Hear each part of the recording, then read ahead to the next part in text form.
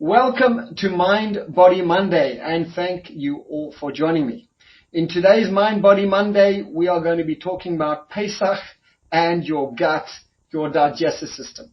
You're going to discover some tips and some strategies to help your digestion, to have more energy and boost your mood over this PESACH period. There's live Q&A, and I'm going to share with you those strategies that patients have brought to my attention and things that I've tried in the clinic, and patients have given feedback to say, yes, these were good strategies.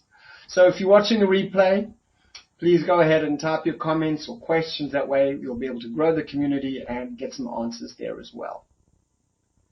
When you think about PESACH, we think about matzah, we think about the Seder, we think about all the wonderful things that come to mind, and a lot of people's minds also go to food. So PESACH, matzah balls, matzah pie, matzah crackers, matzah meal. So many of my patients tell me they love this chag. They just struggle with the eating piece. They struggle with everything to do with the Seder, especially if you're overseas and you're having a 2-day yontif.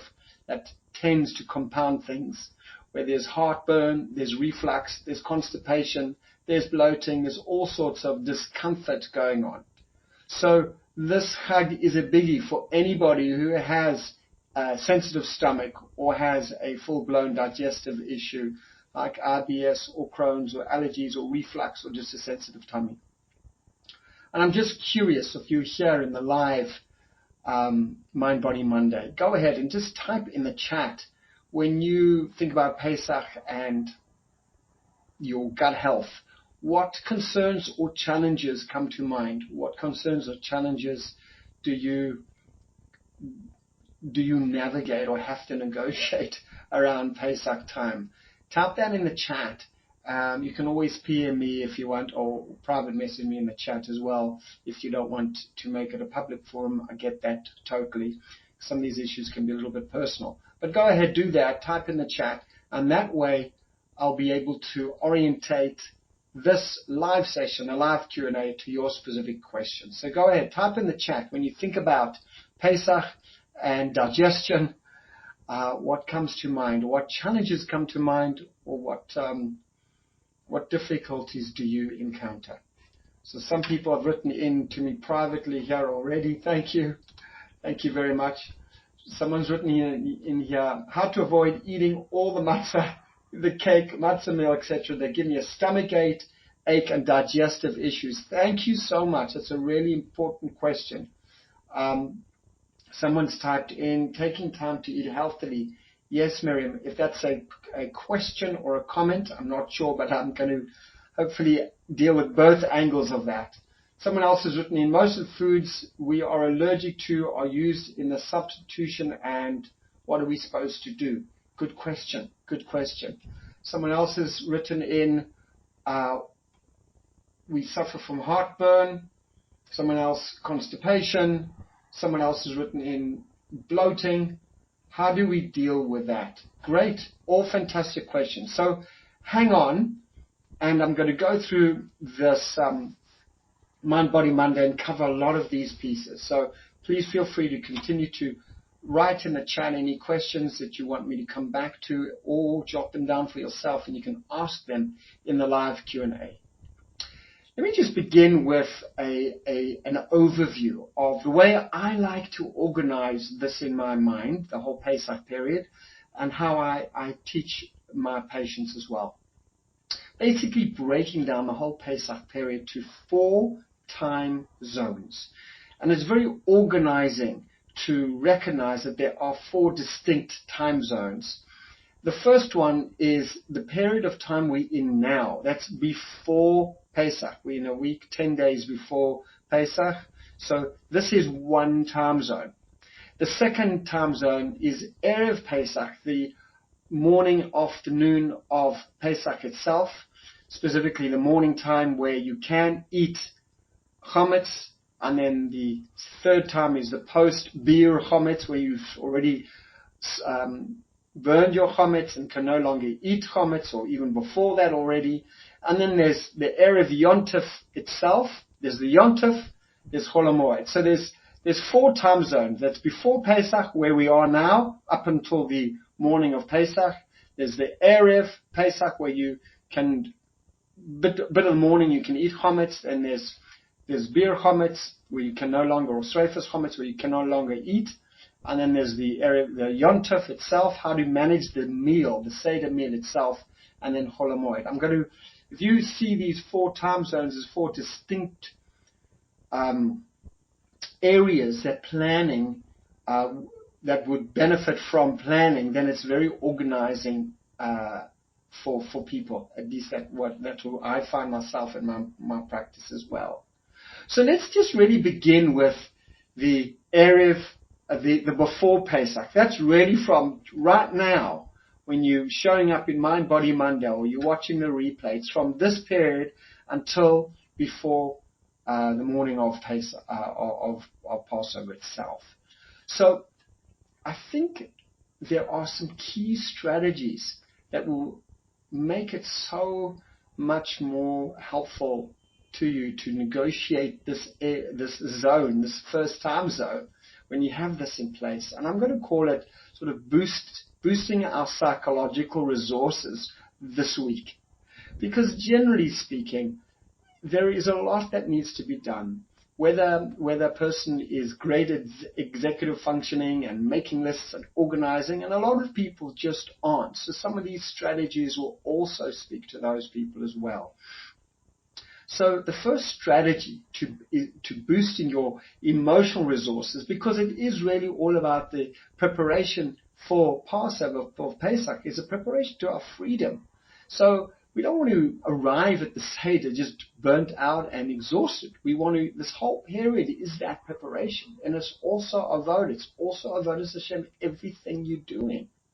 So the first is our bodies, where Mind Body Monday is all about self-care, being the heart of healthcare. So the first thing is our bodies, making time to get adequate sleep. This is this first time zone. So we from now until the morning of Yontef, of Erev Yontef, is having a bedtime even, making sure you get your earlier to bed or get more sleep. Hydrating your body is so important. And in this busy time, it's easy to skip meals or just grab things. It's not the time to do this. We are moving towards a very, very, very significant spiritual event, and we want to come as prepared in mind, body, soul as possible. So this is the body piece I'm addressing now, is eating clean, hydrating, taking time to sit down and actually eat a meal. I was just speaking to a few patients today who said they went to Asha'ad, one of the local stores, and they left the house with not having gone to the bathroom and without hydrating properly and without some food, and the queues are big.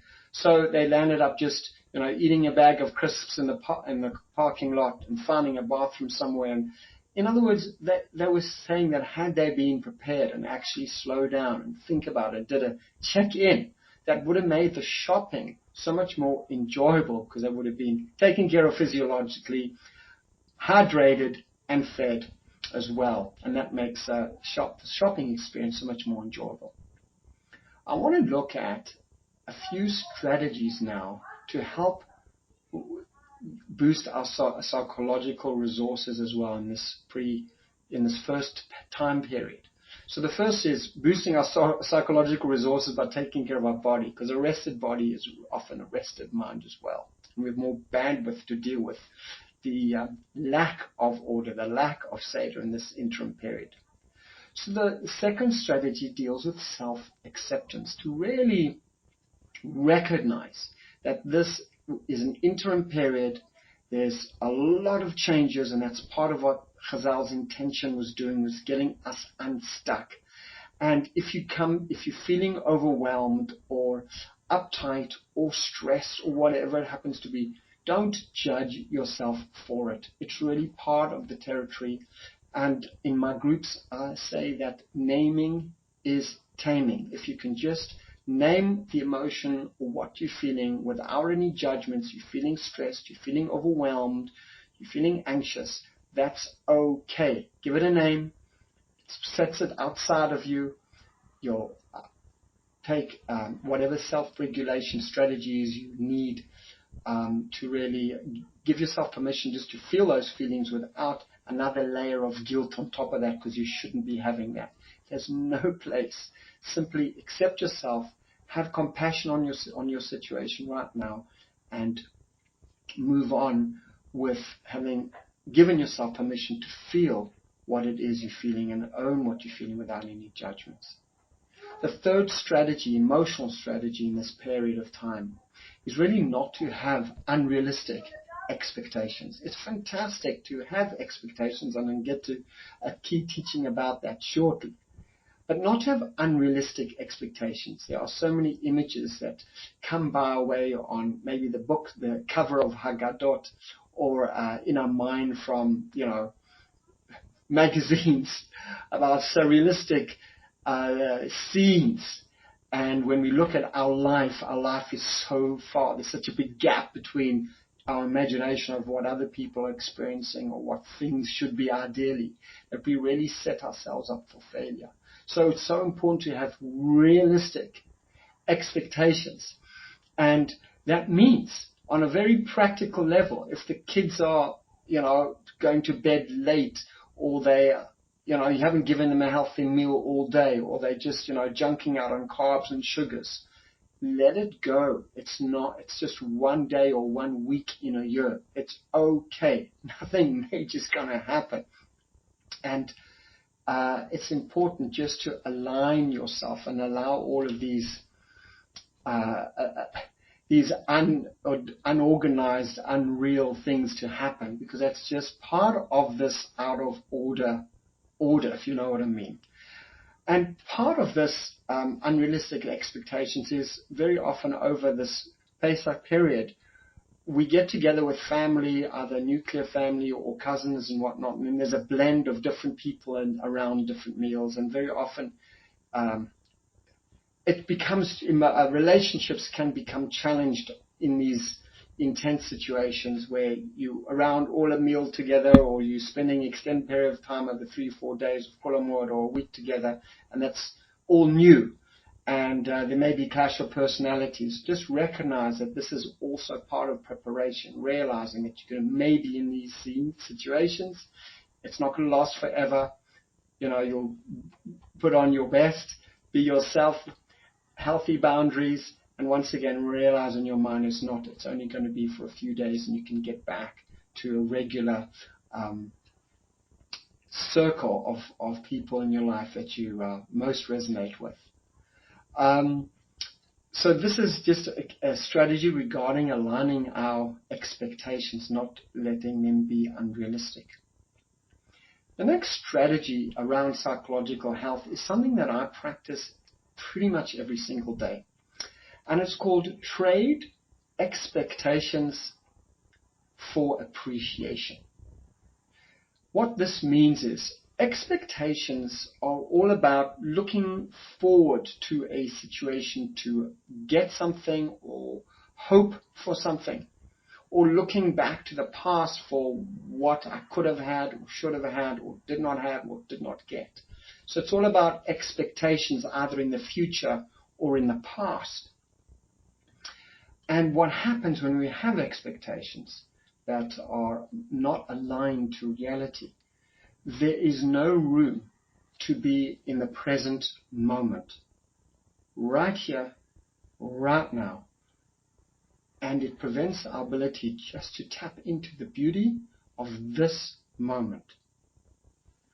And appreciation, on the other hand, when you trade your expectations for appreciation, appreciation is all about right here and right now. And there is no room in appreciation for the past or the future unless one's reflecting. Because you can only appreciate really what you have right here, right now. You have food, you have clothing, you have a roof over your head, your home is warm, the clothes are comfortable, you have loved ones in your life, etc.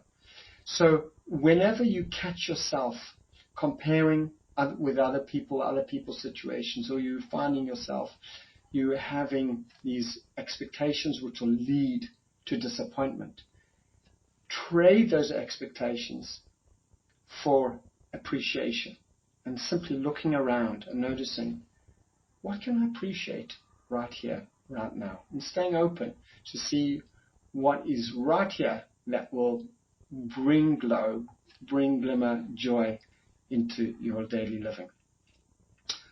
Okay, so that is really a little 4 or 5 strategies around this pre-Pesach time period. That's the physical strategies of looking after your physical being, the lifestyle choices, continue to exercise if you have already. It could be not necessarily the same intensity, but making sure you go for your walk or you go to your gym class, whatever it is. That way you'll be at your best. And then hydrating, sleeping, clean eating, all the things we spoke about. And then there's the day of Pesach itself, Erev Pesach. Now, this time zone is important to, the key teaching here is to plan meals, especially for yourself, for your kids, for spouses, because regarding kids, we all know that hungry kids and husbands as well are generally cranky kids or husbands. So this is a time zone. Have in mind, or just take a pen and paper and write down what are you going to feed them, Erev Pesach in the morning while chametz is still permissible, where you're going to have that, and then what you're going to feed them in the afternoon. And the trick here is, on the one hand, this is speaking to yourself as well. On the one hand, we want to come into the Seder, and we're invited to do that with an appetite. On the other hand, if the appetite is too big, then we'll land up overeating, and that will cause a cascade of other challenges. So it's about getting that balance right. And in terms of kids, well, it's so important. You have to know your children and making sure that they're well fed in this period and slept as well, as we're going to get to. And then there's the Yontif period, which is really the Seder itself. And I'd like to go into a little bit of a deeper dive in terms of some of those strategies for the Seder itself. So, I'm going to, in a day or two, I'm going to send out your Pesach Gut Health Guide. And some of those strategies that are on that gift are what I'm going to mention here today. So, in terms of the Seder, because you know what, maybe what I'll do is I'll address 1 or 2 of the questions now and weave in those strategies as it relates to the Seder. So people have been WhatsApping me, SMSing me, and sending me emails as well about the Seder, how to manage the Seder and all their digestive issues. So let me address some of these questions, and I'll weave in some of the other strategies as well. So someone wrote in and said, I have a sensitive stomach. What is the best matzah to eat? So firstly, the question is, I don't have a condition. I don't have IBS or celiac or Crohn's or diverticulitis or whatever the gut challenge is. I just have a sensitive tummy. What is the best matzah to eat? So it's a really good question, and there's a lot of, you have to know your body and you have to know what works for you, because there are higher fiber matzahs, and those will definitely work for some people. But higher fiber matzahs will irritate somebody else. So it's really important to know your body, listen to your body. And the bottom line is, for everyone, is whatever matzah you're going to use, it should be as thin as possible. I just went to a matzah bakery last week, and I got 2 kinds of matzahs. One was what they call duck, which is very, very, very thin, and there's a surcharge for that because it takes more time to do, and also it has to be packed with much more care because it's much more fragile, because you want whole matzahs as well. So those are very, very thin, and it's much easier to chew, much easier to digest, and it's much easier on the digestive system. So that's the first thing to bear in mind is thin matzahs. And people ask me, are hand matzahs better than machine matzahs? Once again, there's personal preferences, and from a medical perspective, it's whatever works best for you. That being the case, that being the point though, about what's the best matzah to eat, it's very important to bear in mind, and here comes a Seder strategy for the Pesach Seder itself, is that you take your time to chew the matzah. There are lots of opinions of how much time you get to enjoy the matzah. Take the time you need to really use this as a mindfulness, meditation, eating experience, and whatever intentions one is having in one's mind, is use this time. It's extremely, extremely potent spiritual opportunity, the time of eating. Chazal teach about the tikkun of the Chet Adam Rishon, tikkun achila, lots of incredible, beautiful teachings wrapped up in this first 4 minutes, first 9 minutes, whatever it happens to be for you. Take that time, chew well, and enjoy that opportunity to take the most time that you need. The second strategy is what I do as well, and I mention this to my patients, is measure your matzah beforehand. I literally sit down with my kids, with bags with everyone's names on it, and I measure the matzah, each amount of matzah per person's requirement.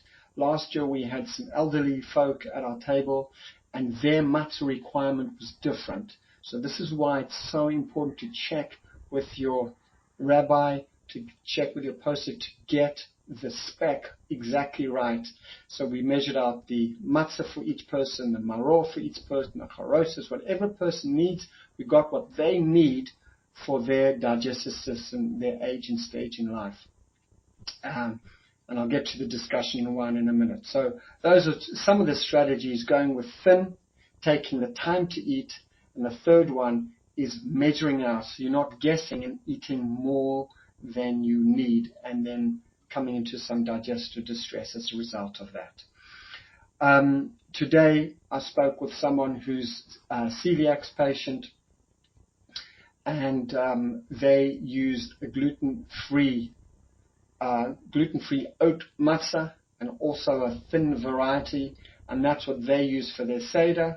And they're very careful during the rest of Yom Tov not to have matzah, because even that, their body accepts, but too much could be problematic. Everybody's different, and working with your doctor, working with your rabbi is the way to go, and listening to your body. That way you'll be able to enjoy this Chag in the best possible way without any downsides on any level. So, just a cautionary note on allergies. According to the USD, the US government, something could be called wheat-free or gluten-free if there's 20 parts per million of gluten in a product. So from 20 parts per million of gluten, that can be called gluten-free. But someone who's allergic has a zero tolerance. So it's really important to read the labels. This is a very important concept, is to read labels. I mean, just this week, this last Shabbos, I was away, and I made kiddush for my family on grape juice that the place provided. And it was so sweet. I was struck at how sweet it is. And during the meal, I was just looking at the grape juice bottle. It was 70% grape juice and 30% glucose corn syrup. I've never seen this before. And I took for granted. It said on the cover, on the label, it was nice grape leaf, and looked wholesome, looked natural, and they did their marketing advertising perfectly. But 70% was grape juice and 30% was glucose corn syrup. That means every 3 1/3 bottle they're actually getting for selling at a significantly reduced, at least the cost price is significantly reduced, because glucose corn syrup is cheap relative to grape juice. So they're doing it purely for financial reasons and not really concerned about the health of their customers. So when it comes to wheat, it's so important to actually read labels and looking out for things like alternative names for wheat at this period of time, which would be matzah meal, matzah balls, cake meal, farfel, egg matzah, things like that could indicate that there's wheat here, even though it may say it's wheat-free or gluten-free. So that's very important to bear in mind. Okay, so that was the Seder. Let's look at wine for a moment. Some of my patients complain of sulfite allergy. They have a sensitivity to sulfite. Sulfite is a preservative put in to stabilize the wine. So obviously the first thing is to use a sulfite-free wine wherever possible, and this is available. The second issue is there's alcohol. Wine is anywhere between 12 to 14.5% alcohol, and the sulfites plus the alcohol can really bother people. So I recommend to my patients to use, for those who can, they use a low alcohol sulfite-free wine. So you'll probably find a low alcohol wine that's like anywhere between 4 and 6.5%, but it's much harder to find a low alcohol sulfite-free wine. So I have a strategy that actually I only learned about last week, and I'm very excited about this. This is a sulfite filter. It is a product you can buy on Amazon. In fact, I will put it in the chat. And if you're watching a replay, let me know, and I can put it in the comments for you too as well. This is a sulfite, I put in the chat, a sulfite wine filter that is a phenomenal product that I read some reviews about someone who used to get headaches and rashes and stomach problems with as a result of sulfites in wine. They used this filter and that solved their problem. I personally have not used this filter. I plan to look into it because it's going to be much healthier to have wine sulfite free if you can't always buy wine sulfite free. So those are some strategies with respect to the wine is alcohol, lower alcohol, or a sulfite free wine. And regarding grape juice, if you're going to use grape juice, for those of my patients, there's not really a digestive teaching here, but it's an important piece to bear in mind that a lot of my patients I'm seeing have type 2 diabetes, and that's why they've come to me. So they have to regulate the glucose levels very closely. So having this amount of alcohol and this amount of white flour tends to bump up their glucose levels significantly. So one of the strategies, if you are going to use grape juice, so certain grape juices can be diluted by a third in order, and you can still use that for kiddush or for your 4 cups, but not all grape juices can be diluted. So check which grape juices can be diluted. I believe the Kedem grape juice, if you get the non-Kedem light, the Kedem light has already been diluted for you. So they've diluted it with water, so it's less fructose, less sugar in there. So those are some strategies around wine. Okay, so we discussed the matzahs, we discussed wine. Some other strategies I want to share with you is, let's have a look here. It's a very important piece at the Seder itself not to overeat. You want to enjoy your Seder as well, but if you have a weak stomach or you have heartburn, 2 or 3 people wrote in to me today about heartburn and GERD, gastroesophageal reflux. And one of the key triggers, aside from the alcohol and the matzah, is overeating. So eating to 70% you're full is the way to go. So you have an elegant sufficiency, you enjoy your meal, you have the right amount of matzah, the right type of wine as well, or grape juice, whatever it's going to be. There's a good chance you'll actually do very, very well.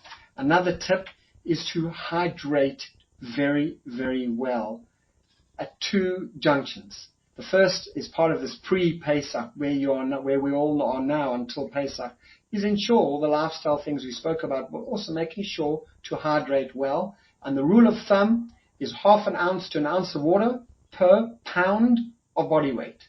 So if you're 65 kilograms, you can do the math, it's about 2.5 liters of water a day. And that drinking should be done at least 20 minutes up to your meal, or from 40 to 45 minutes to an hour after your meal, but not excessive drinking at your meal time. So translate this to your Seder is to drink through the Seder. Drink water through the Seder, or you can have some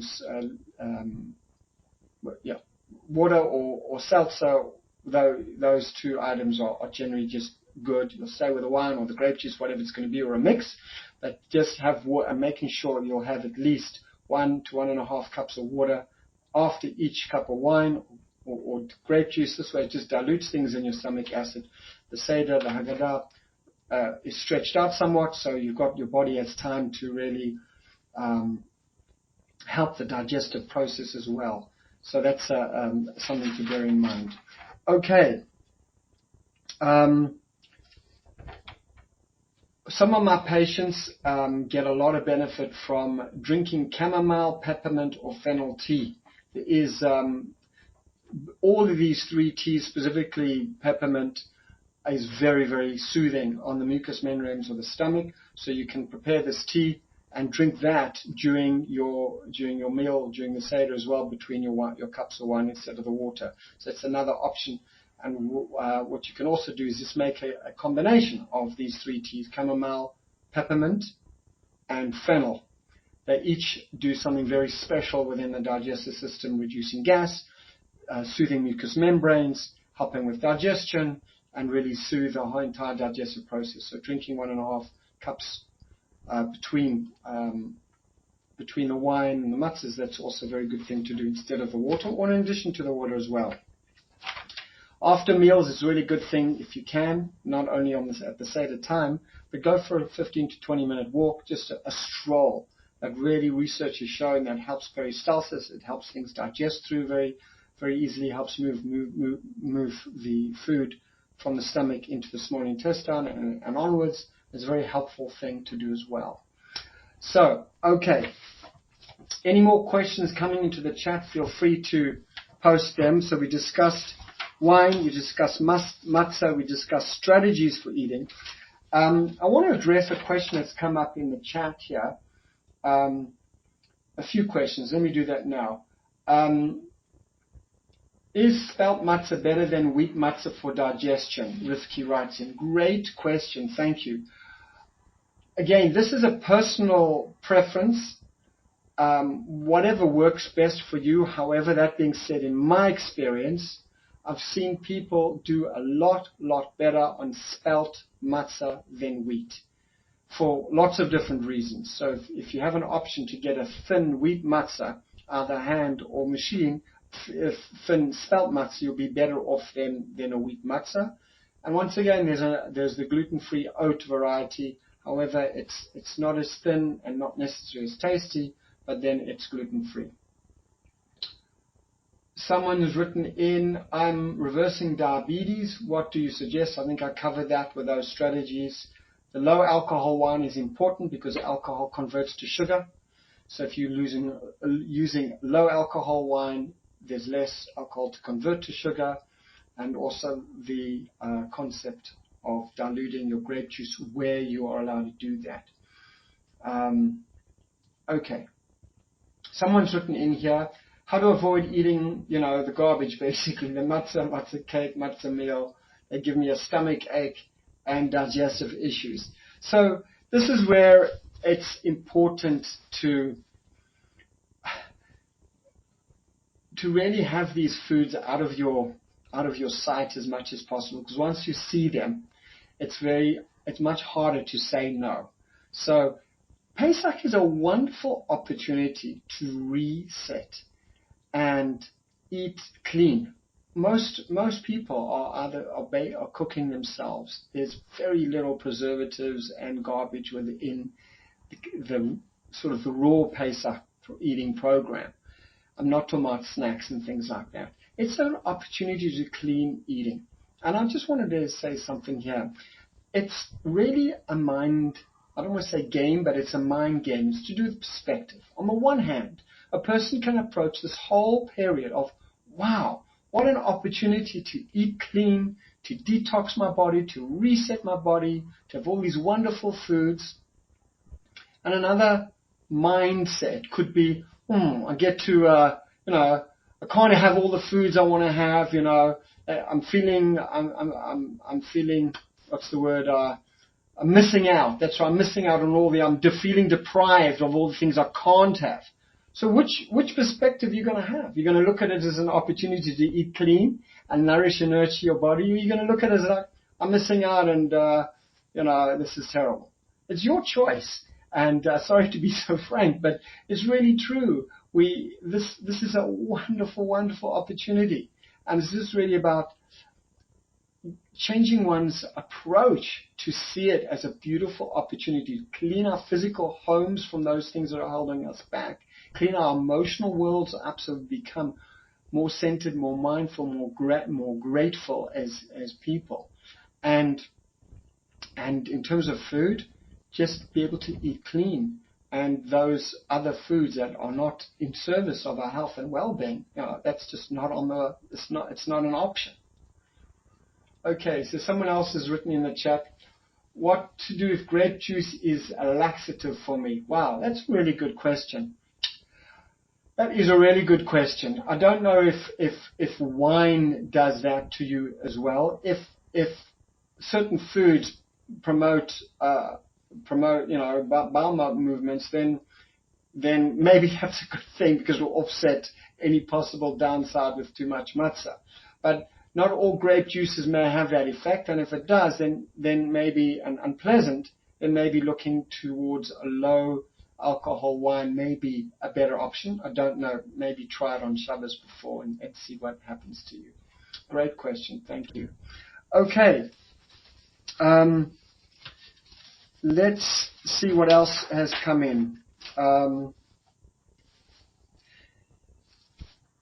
Okay, yeah. Just a note about eating in this. Going back to our first time zone, this pre-Pesach time zone. When you're making food, people have a tendency to overtaste the food all the way long, and there's a downside. The two downsides. One is you tend to overeat. The second thing is you don't tend to sit down and have a proper meal. So two strategies to avoid overtasting is to have gum in your mouth. So you have to take that out. And the gum has its own taste, which will mess up the flavor of tasting what it is you want to eat. Anyway, or just take some fresh peppermint leaves, which are available, and chew those. And the act of having to take something out of your mouth may make you think twice, because really you just need to taste the food once, and you're good to go and move on. So those are some pre-Pesach strategies. Okay, I think I've covered the main points. I will send out, hopefully within the next 24 hours, the pre-Pesach health guide, which is a much more involved strategies than some of the ones I've shared here today. But either way, they're going to bring you some answers and some strategies to help this Pesach be the best Pesach ever. So I just want to thank you, each of you, once again, for joining me on Mind Body Monday, because Mind Body Monday is all about self-care being the heart of healthcare. All you need to do is take one small step in the direction of health and healing in mind, body, and soul. And I look forward to seeing you on the next Mind Body Monday, which will be, I think, on the 27th of April. So I'm going to open the mics. This way, if you have a question about something I've covered or a question about something I haven't covered on the topic, you're able to do that. So you can either raise your physical hand or raise your digital hand, and this way I could see you in the chat. Okay, I'm going to ask you to say your name, please, and where you're zooming in from. Right, Deborah, you go ahead and unmute your name and where you're zooming in from. I'm zooming from Riverdale, New York. Welcome. It's lovely to have you here, Deborah. Yes. Thank you very much for everything you're sharing. It's my pleasure. Did you have a question or a comment on anything, Deborah? No, I'm looking forward to your guidelines, especially for people that have type 2 diabetes and indigestion, constipation, all of that. Okay. Thanks. Great. I'm really, really happy you're here. The guidelines will speak to some of those concerns. However, some of the strategies that are shared today, and understanding that there are these 4 specific time zones, and really taking care of yourself in these 4 time zones, I think is just very organizing and helps you to hydrate and get your sleep and do all the things you need to do to take care of yourself physically, emotionally, and mentally as we move up towards the Seder. Great. Thanks, Deborah. Lovely having you here. Anybody else with a question, either raise your physical hand or your digital hand and I can answer your question, or if you just want to post in the chat, that's okay too.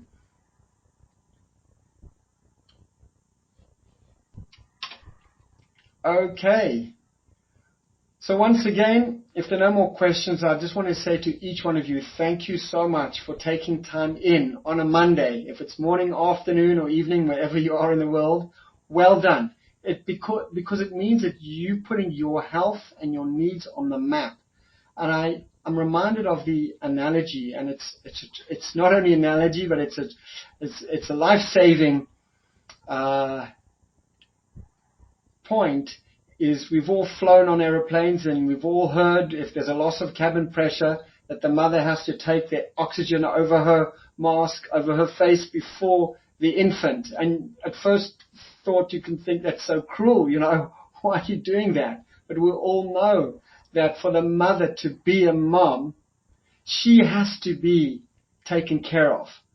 And whether that is her own oxygen in terms of having a sleep, or have to sit down to eat, or, kids are all over her, or grandchildren, and you just say, Emma needs some space now, stand back 3 feet, just give me my space. That's however the oxygen shows up in your life, it's so important to take that, because it's not an act of selfishness, it's an act of selflessness, because you're doing it in service of your loved ones. You're doing it in service of your family. And there's something so dear about that.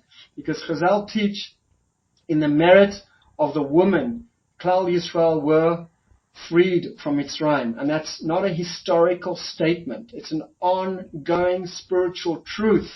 And it starts with women taking back and stepping into their greatness as they do, as you do, and just take your oxygen and give yourself permission to really give yourself so you can be at the best for yourself and for everybody you're called to serve as well.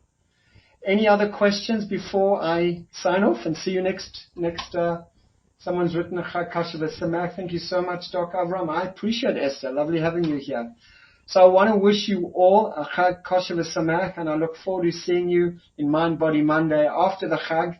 Stay tuned because I'm sending out a week's worth of strategies and tips that I find helpful in my mind, in my life. Some of those are physical, some of those are emotional, some of those are spiritual.